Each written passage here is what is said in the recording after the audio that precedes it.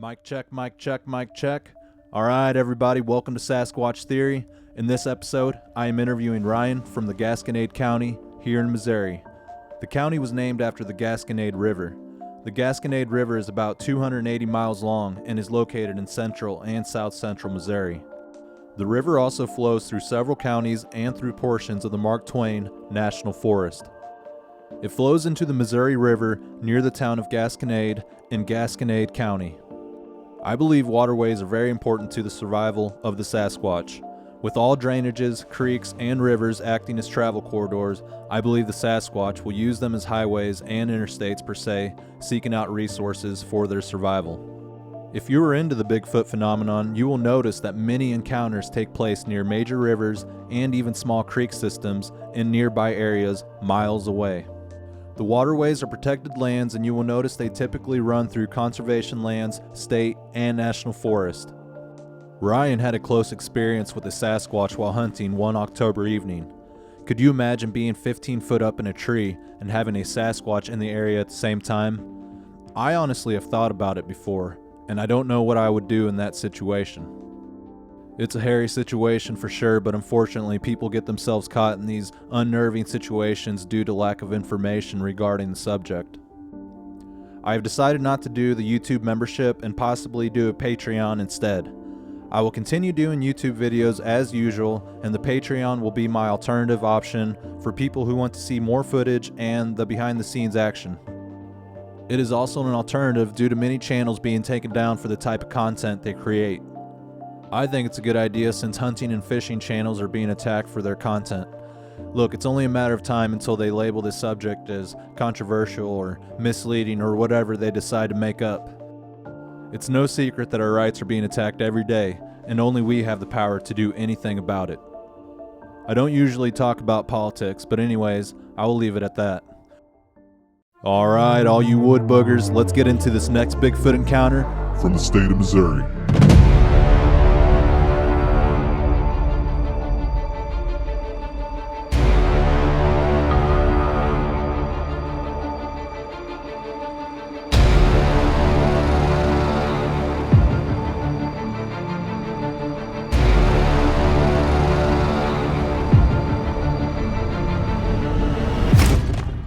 Hey Ryan, and welcome to Sasquatch Theory. I appreciate you being on the show, man.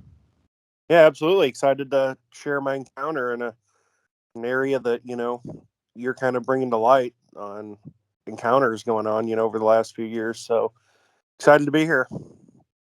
Yeah, absolutely. Glad to have you on.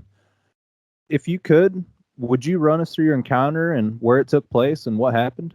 Yeah. So like I said, Gasconade County, pretty much off of Highway 50 and 28 area, Highway 28 area. Like I said, about 5 miles from Owensville, which if anybody's listening, they should know the area pretty well if they're from the area. And this happened quite a few years ago, about 10 years ago, but still something that, I really just can't explain.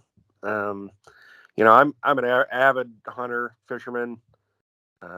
Back then, I duck hunt mostly now, but I still shoot a few deer. But back then, I was hardcore into bow hunting, and that was my deal. That's what I did every weekend. I was free, during college, and this property I hunted, it was a family property, and nothing up before this event, and then after I've ever had any weird experiences, but this one, it was October 8th. I still remember the day.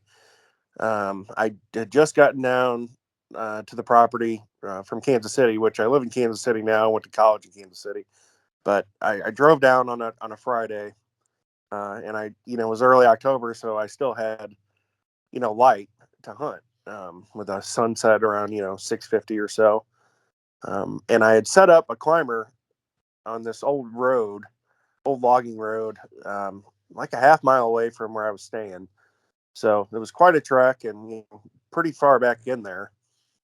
And I got down and, made the walk, got up in the stand, with plenty of time to spare, and right around, kind of the golden hour.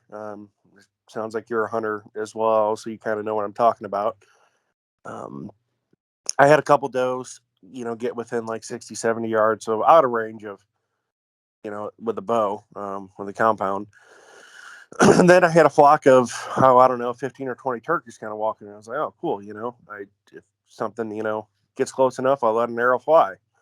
And it was just about dark, about 10 minutes left where it kind of gets that twilight uh, feel. And all the turkeys just started looking behind me. You know how they get alert, and a flock of 20 turkeys, they all got alert, sticking their heads up. And then the deer started looking behind me too. And they stared for a good 2 to 3 minutes, not making any noise, nothing. I was like, what, what's going on? I thought, okay, it's a coyote or bobcat or, some natural predator. So I actually turned around with my bow. I was like, okay, if this thing comes in, I'm going to shoot it because I'm here to protect the turkey eggs. And I kept looking behind me and I didn't see anything. And the turkeys are looking, I'm looking. And then everything in the woods just got quiet. No ambient noise. Back in October, there's still some bugs out. Nothing. Everything. It got so quiet that you could hear the ringing in your ears.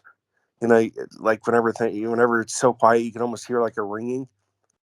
Um, that was happening. I was like, what is going on? And then the deer snorted, took off, and then all the turkeys, they didn't run. They just flew from where they stood. Because normally, turkeys would run.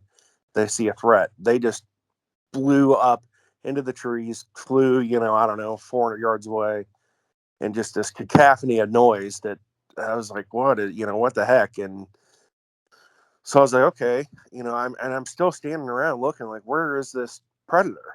And nothing. So it's getting dark. And I'm like, okay, well, I should probably get down from the stand.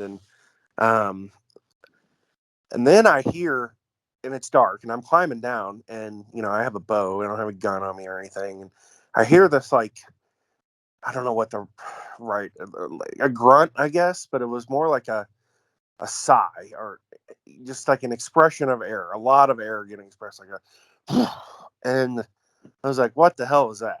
Because I've been hunting this area and I know what all these animals sound like, and I'd never heard that before. And I was like, okay, what's going on? And then it was so loud, it made me stop climbing down the tree.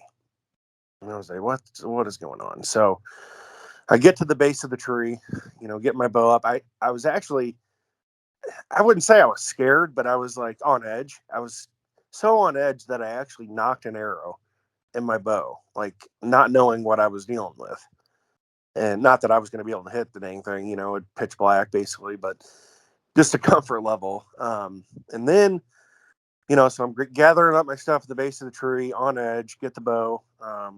And then I look up with my headlamp and, I'd say about 80 yards away, there's two yellow eyes behind a tree. And when I first glanced, I was like, oh, there's a barred owl just from the height. And I glanced back down and I glanced back up again, and I was like, that's not a barred owl. And it was behind, it was like kind of disappearing behind a tree and come back out. And I'm looking, and it was so hard, to see details. I didn't see a body or anything like that. But I mean, this set of eyes was, 6, 7 feet up in the air. And like I said, I thought it was an owl because of the height. And I kept trying to look and nothing. And as soon as I saw it, like I had a shiver go down my spine. I was like, what? I don't know what that is. And I have to walk past this damn thing. And so I stood there. I mean, I probably stood there for 20 minutes trying to find it again, because I only saw it for about 10 seconds, back and forth behind the tree. And then when it went away, I didn't hear a single thing in the woods. Like I didn't hear the leaves, crunching, anything like that. And I have no idea where it went, but I kind of took an easy route back to where I needed to go, to the trailer I was staying at, and I was spooked the whole time. And I was going to hunt that stand the next morning, and I didn't, because I was like, I don't know what that was. In my mind, I'm like, that has to be a Bigfoot. Like, there's nothing else that it could have been, based on the reaction of the animals and what I saw. Like the yellow eyes. I still remember it was just yellow eyes. They weren't super bright. It was more just, just like a weird yellow. And like I said, I could make out a shape, but I couldn't see any details, as far as hair or anything like that. But just the height with the eyes were really freaked me out. And to me, just the whole situation, there's nothing else that it really could have been. But that's the basic rundown. Like I said, I haven't, and it's been a while, and I've been back to the property, and nothing weird since then. After that, and there's a few people around there that kind of claim that they've had some experiences, but that was the only thing I had. But to me, there's not much else it could have been. Yeah, I agree. So this happened close to the Gasconade River. No, it was in Gasconade County, Gasconade County. so Okay. it would be kind of close to the Bourbeuse River, Okay, so closer to the Bourbeuse. closer to the Bourbeuse. The Gasconade is probably 20 miles as the crow flies, but the Bourbeuse is pretty close there. So Okay. And can you kind of describe the property that you were hunting on as far as acreage and what's it around? was, yeah, 100 acres, 108, I think it was the actual acreage. It's all, pretty much all wooded draws, those kind of early Ozark type, habitat. Um, Big timber, oaks, surrounded by a big field, plenty of lakes everywhere around there. Cropland, probably about 400 yards from where I was, down in the bottoms. Um, and like I said, the other side's a big field that nobody really would ever use. They actually killed a lot of turkeys coming from that property in that area. Nobody would use it, but um, yeah, big wooded draws basically is where I was hunting the property. A couple open areas, clearings in the woods, but um, So thick in maybe areas. But what's is that?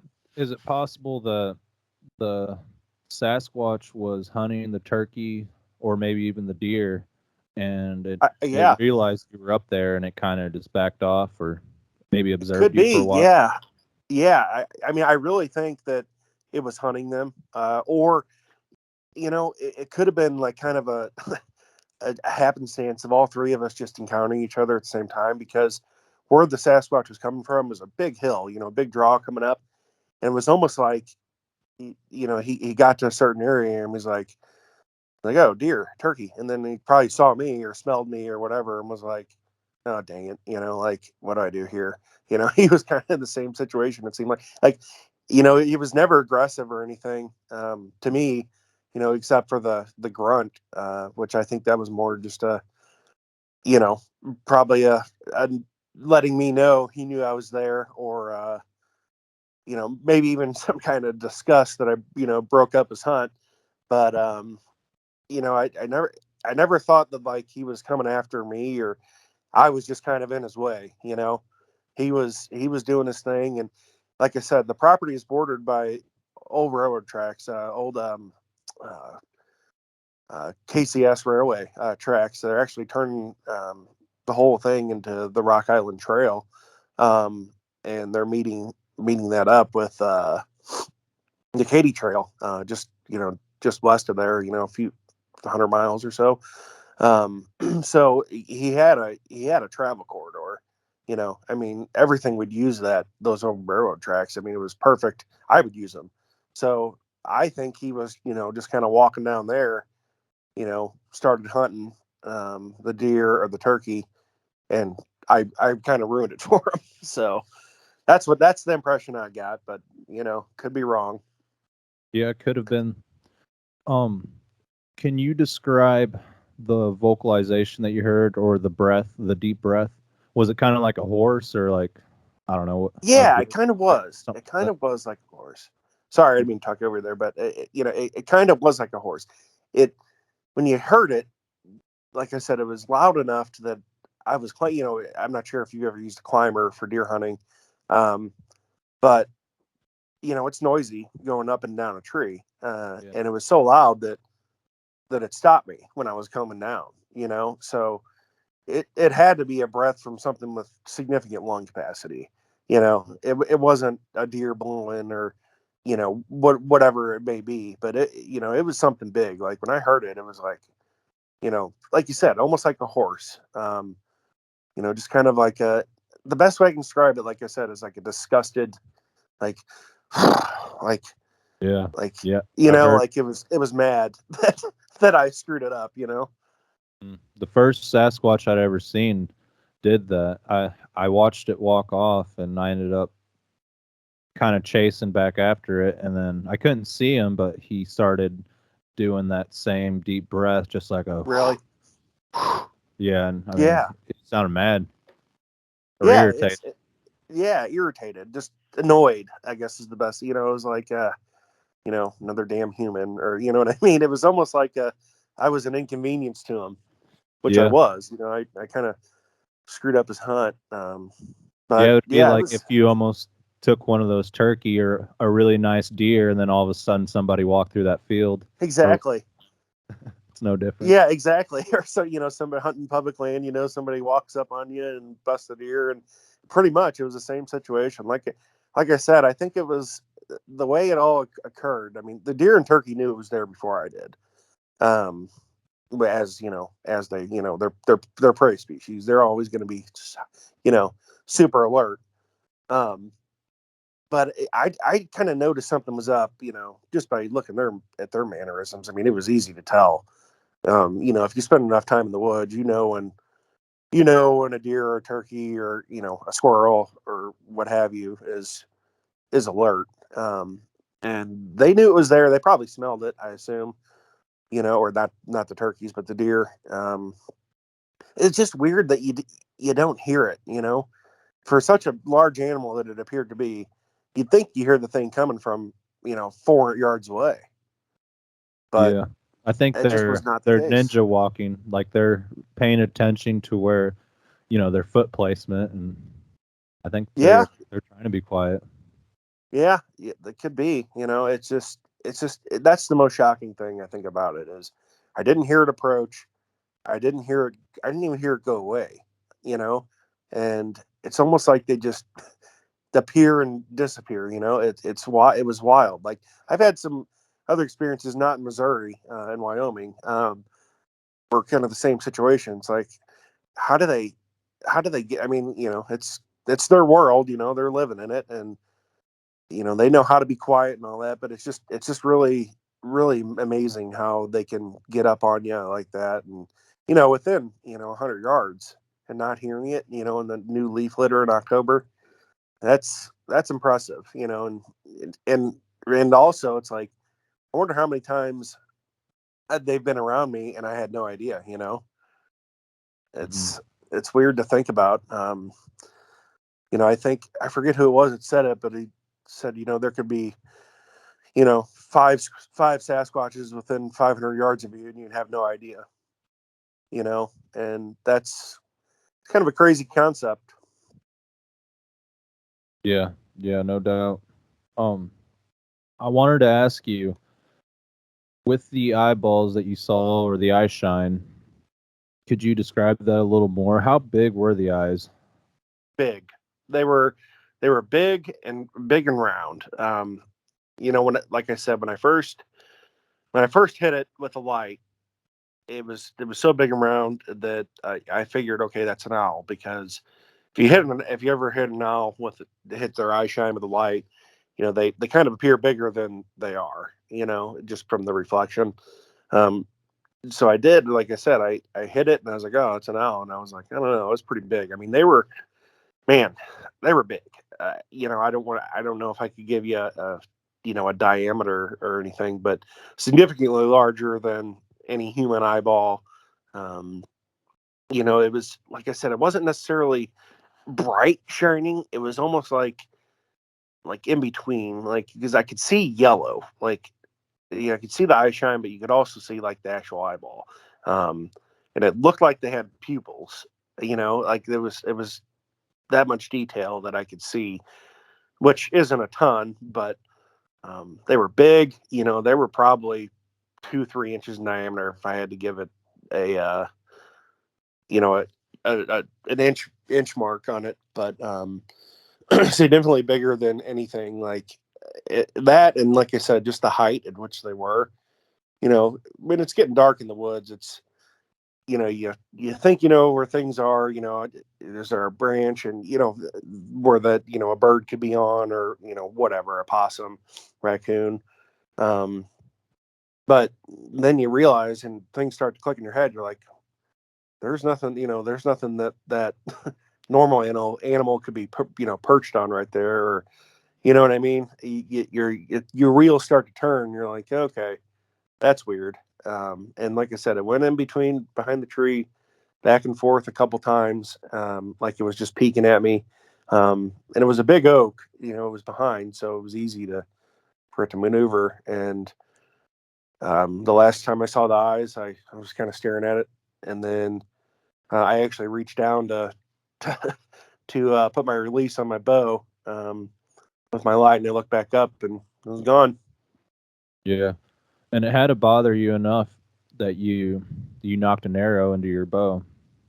Yeah, and I've encountered plenty of predators in the woods, at least Missouri type predators, coyotes, bobcats, being our biggest ones. And I've never been, I don't know, like I said, I wasn't afraid. It was more like, just, okay, I better knock this just in case, because I don't know what this is, you know. Um, and it, like I said, I never showed any aggression or anything, and or where I thought like I was in danger. It was more just for my own, my own peace of mind. Yeah. You're either thinking it's like a big cat or something, or you're not exactly sure what it could be. Yeah, exactly. I've seen bear tracks on the property. I'm sure mountain lions have come through there. And like you said, you don't know what exactly is going to happen. And the more like I said, the more the encounter lasted, which wasn't long. I mean, the whole thing was 20 minutes or so. But like seeing the eye shine, like that for that 10-15 seconds, it was like you start to process it, and you're like, okay, this is this really what I think it is, and it's the adrenaline, screaming through your body, and you're thinking about it, you're not thinking straight, you're like, what's going on? And it was looking back on it, like I still like have that same feeling, like sometimes of adrenaline, where it's like, man, that was wild. And like I said, I didn't tell anybody for years, like at all. And then last year, I ended up telling the story on, like I said, on Jim Harold's Campfire. I'm not sure if you ever listened to his, but Mm. great podcast. And then I was like, I need to start, and I've seen your channel, and kind of the awareness you're bringing to that, basically that whole I-44 corridor, down there. Um, and I was like, this is probably something that needs to be told. Yeah, absolutely. And I'm assuming that you maybe watched the Merrimack video that I just put I out, the did. Merrimack River. Okay. Yep. I Well, saw the Merrimack one. I kind of noticed a connection between your story and Patrick's story from the Merrimack River, and he mentioned that his encounter took place in October, and he was out there Was crossbow it? Oh, hunting. yeah. That's true. It was, wasn't it? Yeah. Huh. Mhm. How So many years ago was that? I'm not too sure. I can't remember, but I think it was like 2 or 3 years ago. Okay. Yeah, mine was, like you said, mine was in 2011. So it's been a while. Um, but it's still, you have to think there's some type of pattern with the Sasquatch, whether that's I don't want to say migration, but travel patterns in October, preparing for winter or whatever. So makes sense. And it I'm honestly surprised that more hunters haven't had experiences, or at least They probably have. They probably just don't want to share it, you know? Yeah. Or they just brush it off and never think of it again. Yeah, exactly. Kind of like what I did almost with this encounter. You know, I told one of my buddies that was a hunter because he had some weird experiences, and you know, we were kind of just hanging around and kind of telling creepy stories. One night when we were hunting, and that was, oh man, I probably told him that like 4 years afterwards, and then didn't say anything else about it. So it's people need to need to realize that there's something to it. There's something happening. There's something to it. Especially in the Ozarks. Like who knows what's going on in the deep Ozarks, but that area is starting to be the start of the Ozarks there, and the terrain is just so amicable to a Sasquatch. To be honest with you. Yeah, that's my thinking. Is if we're having all these sightings around I-44 and Yeah, areas around populations, what's going on in these deep forests in the Mark Twain exactly. where nobody else is living at? There's got to be some Seriously. serious activity going on out there. Yeah, I mean, the Mark Twain National Forest down there, you take from, Shannon County, Eminence, and heck, you go east, there's a ton, and then you go west, that whole area in the thick Ozarks, like, what's going on down there? There's probably areas in that forest that humans haven't set foot in, 50 years in some Yeah. of those areas, and to me, it's like, how do you, you know, say that it's not possible when it's like, okay, like look at the vast, and this is just Missouri, think about, Arkansas and um, all the other surrounding states. And then you go out west, it's like to think this isn't a possibility, regardless of an experience or not, is pretty naive as far as I'm concerned. Yeah, there's a lot of land out there. And I also look at things kind of like certain state parks like Merrimack Springs and Montauk, Hmm. the food sources that are there and in these Yeah. wildlife management areas where sometimes people can't even hunt or have access to. There's just a ton of deer and just so much forest and no Yep. houses around. I mean, there's got to be something in there. There has to be, and like you said, the food source is there. I mean, especially like you said, Montauk, Merrimack, heck, you even go down the Warren River or Bennett. Like Bennett's a little more populated, but middle of the night, who's to say that it's not a buffet? Like nobody's there. I'm thinking there's a lot of sightings down at the Jacks Fork River. There has to be, and I know quite a few people down there that live in the Eminence area, Winona, and it's almost like in that area of the country is just they're very clannish, not in a bad way. It's almost like Appalachia. If you ever been down there, but they keep things really close to their chest. So like the Jacks Fork, even the Current down there, and then the 11 Point. I've heard there's rumblings of you hear certain stories, but you don't ever get any details. It's like kind of a family tradition type story. Mhm. Yeah, I've heard stories from that area, and just most people they just don't want to talk about it. They say everybody They knows, don't. just nobody really wants to speak up about it.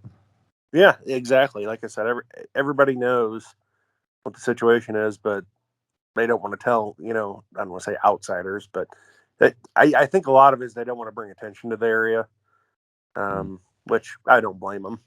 But Yeah, I don't blame but them I either. mean, I think a lot of it's just attention, because I mean I've hunted in places in Shannon County that, I mean, it's just like the Pioneer National Forest down there. I mean, I forget how many acres it is, but I mean, you know, millions, and all they do is go in there and log, here and there. And, it's just free. There's trails, there's not trails, but you're free to just walk and hunt it. And I I mean, would it's, say forests like that would be dangerous because there's so many hogs. I mean, shoot, even the wild horses will attack you, and they got elk as well.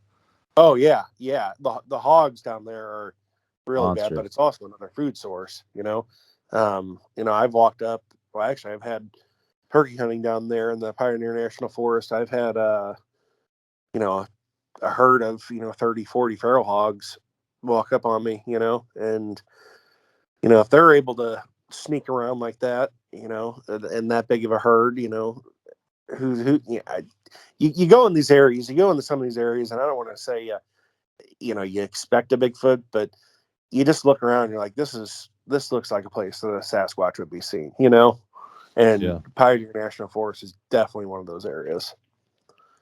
Yeah, I agree.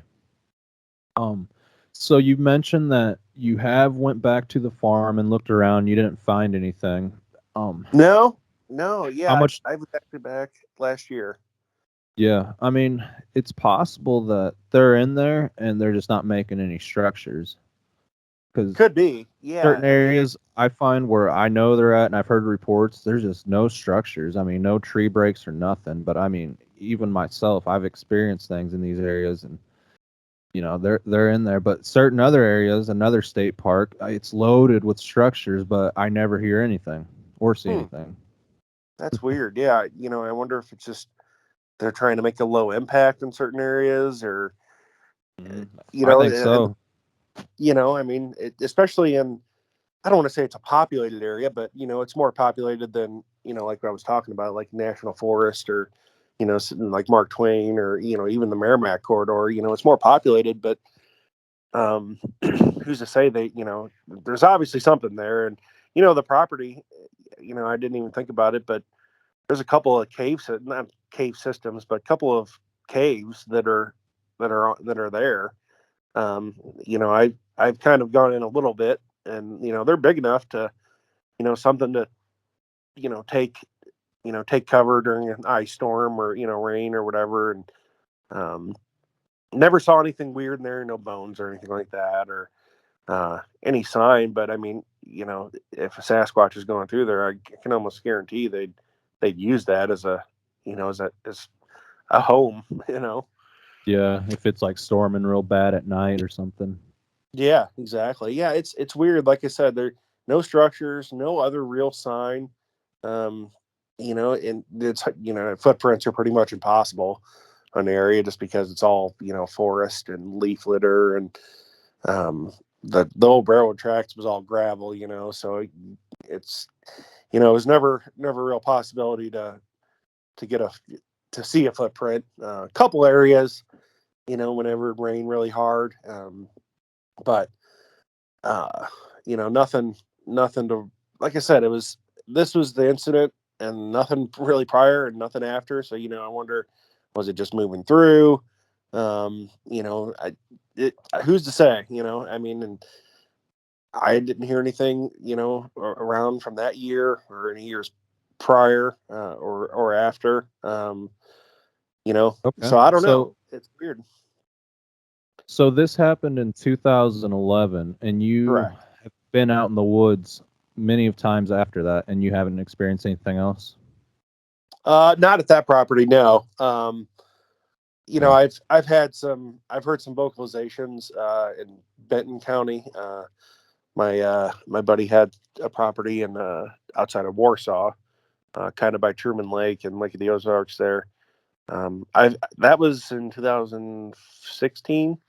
Heard some vocalizations there, but at that property, no. I hunted there regularly until about 2015 for deer and turkey. So I was in those woods a lot, and nothing outside of that instance. And of course, I could have been overlooking some things, but never had any experiences in those woods in that area. Hmm. Okay. Judging from the encounter story that you told me, or the experience, it sounds like he wasn't out to hurt you or do any harm to you, and more that he was just annoyed by the situation. Do you feel that you were in any danger in any way? Yeah, I'd have to say, just by the probably the sheer strength and size of the thing, yes. If he wanted to hurt me, could have. But based on the encounter, like you said, and like I was telling you, it was more just an annoyance. I never thought like, oh gosh, this thing's gonna attack me. It was more like, like I said, I knocked an arrow, but it wasn't out of fear. It was more just, I better have something, in case, in case it comes at me. Because, at the time, you don't think about what it is. Like you said, is it a big cat or is it a bear? You know, but no, I never thought like, and even walking back, like I was never like in fear. Fear wasn't a thing. It was mostly just adrenaline, you know, kind of that fight or flight feeling going through you. But it was just, I was just amped up on adrenaline. I was never afraid. I never thought, like it was out to get me or, out to attack me. It was like you said, he was just kind of pissed that I ruined his hunt. It seemed like. Hmm. Okay, so one question I have is, well, maybe there's some hunters out there that are listening that don't really believe in this. What would your opinion be if a hunter that's never seen one of these things before came across one and he had the opportunity to shoot one? You think it would be a good idea for him or a bad idea? That's such a hard, I thought about that, especially after Because this he incident. could bring one in and it could prove the whole subject and, really Yep. maybe help a lot of people out. I don't think it's a good idea personally, but at the same You time, know, there's the argument for, then there's the argument against. I don't know what I do in this situation. Um, I know that I've heard people that have been in that situation and, they had the opportunity, to pull the trigger. And a lot of people that I've read or seen say it's just too human. It doesn't look like you're shooting just like another animal, like a deer. So, I, I think it's a bad idea personally. Because who knows what would happen as a result of that.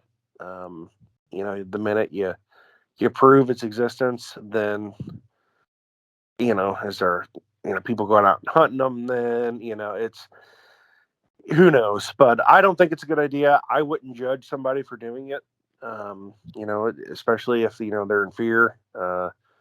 It like I said, I wouldn't do it, but unless I had to, um, yeah. in fear. So basically, But don't shoot one if you see it, but if it's coming after you, yeah, yeah, we wouldn't judge you. yeah, I mean, you got to defend yourself. It's like anything else. But no, I wouldn't.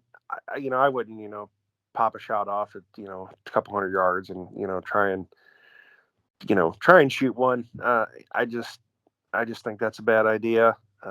Like I said, everybody uses the argument of it'd prove the species, shake the scientific community, whatever phrase you want to use. But I think the negatives from it would be a little bit more than the positives coming out of it, because in reality, the people that have had experiences like mine and yours and countless other people that on your channel and wherever, it doesn't matter if we have a body. Like we know what the deal is. We know they're there. And it's something that we don't need. We don't need the body. Like the scientific community, definitely, obviously, they need the body. But as far as the people that have had experiences, I don't think we need the body. We know the truth. We know they're out there, and that's good enough for us. I think that's my opinion. But Yeah, I agree with that. I mean, we know they're out there, and not just in Missouri, but in almost every other state. yeah, I mean, well, I think what Hawaii is the only. Is it Hawaii like the only state that hasn't had a sighting Yeah, I'm or thinking so.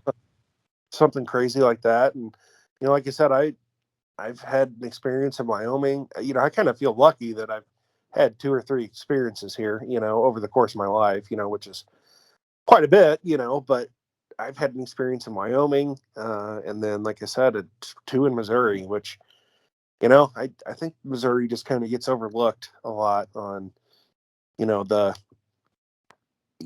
until you kind of brought it up, honestly, until you started your channel and came across it. Like, I don't think a lot of people were really giving Missouri, outside of like, Momo, the Missouri Monster up in Louisiana, and just the kind of the old stories.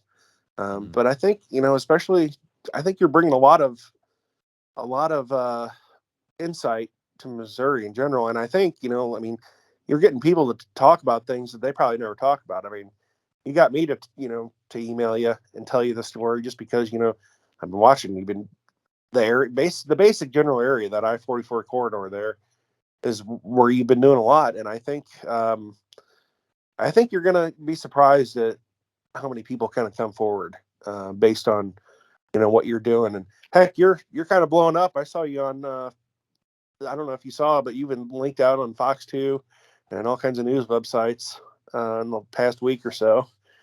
But yeah, I heard about it. Yeah, I think you're bringing a great awareness, and you it's almost like, I mean, you're a local guy, from what I can tell. Um, it's easier for people to tell their story to somebody that knows the area, grew up in the area, knows how to hunt, knows how to fish, kind of, it's easier for people to relate to you, I think, and tell you that story. And I think, like I said, I think you're going to be surprised at, what you start hearing from a lot of folks here. Yeah, I'm excited, and it's good people like you that help these stories hit the surface. So I really appreciate it. Yeah, for sure. And it's the more you talk about it, I think the more folks will come forward. And, it's not an easy thing, for a lot of people. They to even bring it up, and to me, it's kind of, it's taken a while, but I've had ample opportunity to think about it, and it's like, what, people need to hear. The people that you have spoken to this about, have you received ridicule from them, or No, nope, no? no That's good. ridicule. I mean, other than like, it doesn't, like, or those don't exist. You're just kind of like a jab, a couple folks. But Mhm. no, when I tell the story, I think people realize that, I believe what I saw, and they kind of understand the experience I had, and no ridicule. Nobody else has really, had an experience like that, so they can't really relate. But they believe that I believe what I saw. They're like, yeah, you saw something. Yeah. Whether that was, we don't know what it was, but we weren't there. But you definitely saw something. So Mhm.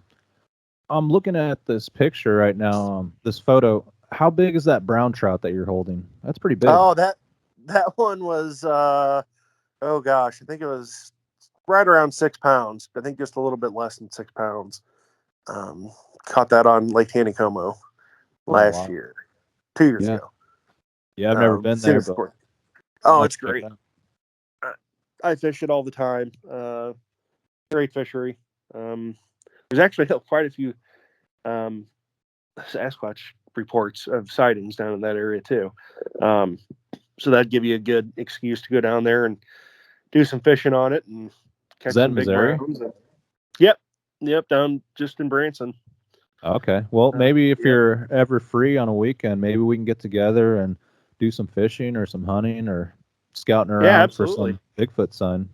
Yeah, absolutely. Yeah, I'd be more than willing to take you down in Taneycomo. I said I fish it probably 40, 50 days a year. So um, I I've caught some nice trout out of there. Oh wow. Yeah, we're definitely gonna have to do that. For sure. Okay, Ryan. Well, I think that pretty much sums up your story and covers every end of everything. I I, I think it does. Do you have anything else to Yeah. add? No, I think I've covered, everything I wanted to, and um, I can't think of anything else that I left out or want to add. Okay. Well, it was a pleasure speaking to you and hearing another story out of Missouri, and especially from another hunter. Yeah, absolutely. I'm, thankful that you, like I said, that you're doing this and allowing people to get their experiences out. Yeah, absolutely. All right, Ryan. Well, you have yourself a good one, and I appreciate it. Yeah, absolutely. Thanks, Miguel. Yep. Thank you. Bye. Ryan and I have agreed to meet up in the future to go fishing. I will, of course, have my camera gear and will be filming some new content when we do meet up. If you have a Bigfoot encounter you would like to share, please email me at sasquatchtheory@outlook.com. Also, if you enjoy this type of content, please be sure to like and subscribe and leave a comment on why you think the Sasquatch are so good at pinpointing things out. The fact that they can see a hunter wearing camouflage so easily is outstanding. It also appears that they have the ability to know you are there without having to see you. Anyways, I want to thank Ryan for being such a great guest, and I will catch you guys next time.